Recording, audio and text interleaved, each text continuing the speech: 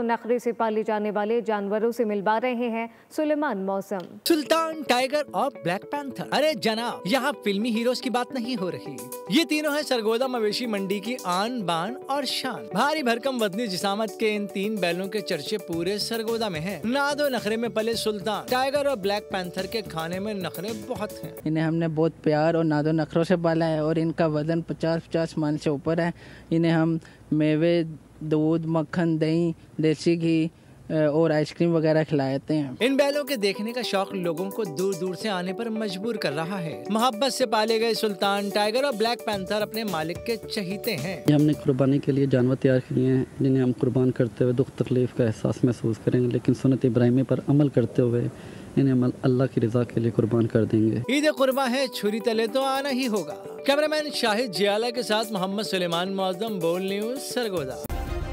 Subscribe करें और bell दबाएं ताकि कोई खबर रह न जाए।